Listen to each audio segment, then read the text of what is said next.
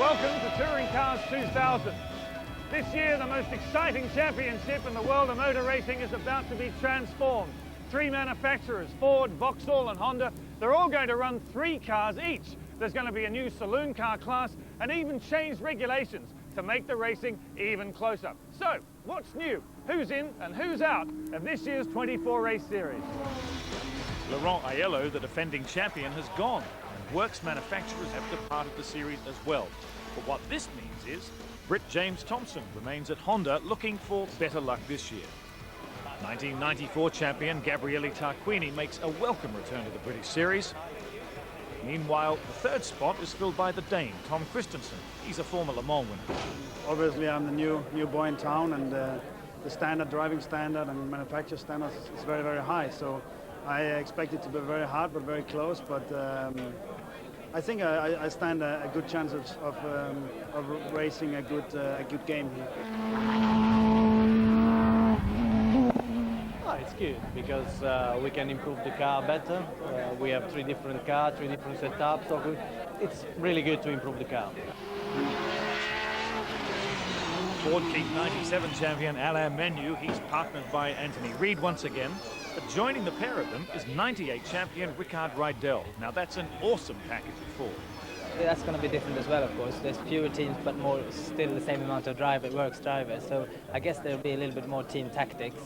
And but I think for us with Ford, it works really well. I mean, Alan, me, and Anthony, we work very well together with our engineers, and we have good debriefs and things afterwards. So I think in a way, with 3 cars and 3 drivers, you can get further in testing and development than you would do with 1 or 2 cars. Vauxhall bring on the changes too by taking on rejuvenated Brit Jason Plato. Vincent Rademacher joins as well. He departed the Volvo team. And don't forget, Vauxhall stalwart Ivan Muller.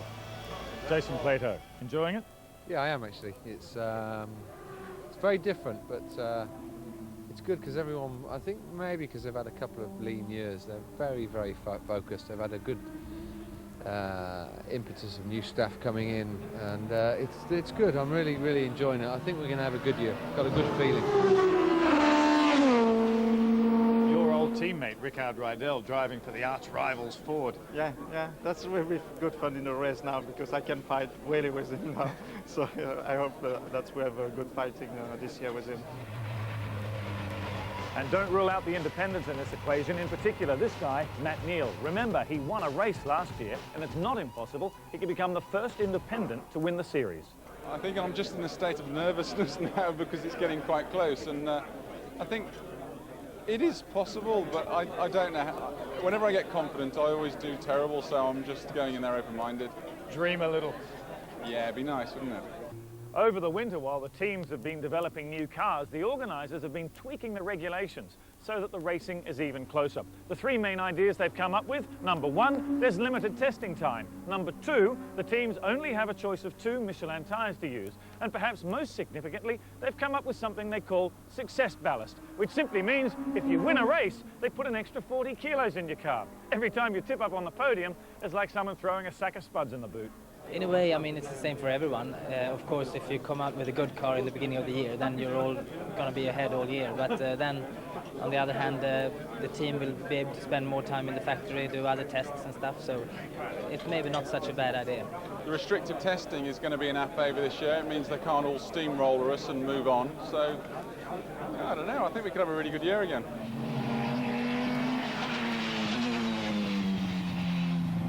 Jason, we've had this debate before, but what about a British winner? It's about time we had one. Isn't it? I'm very up for it this year. I was talking of your old sparring partner, Jason Plato, a little while ago, about when are we going to get a British winner? Yeah. He seems to think this is the year. Yeah, I think so. I don't think anybody goes into the year without cause for optimism. I think if you go into the championship thinking, oh yeah, well we're going to finish second, well, I mean that's you can't do that. You know, you've got to go in head held high, believing you're going to win.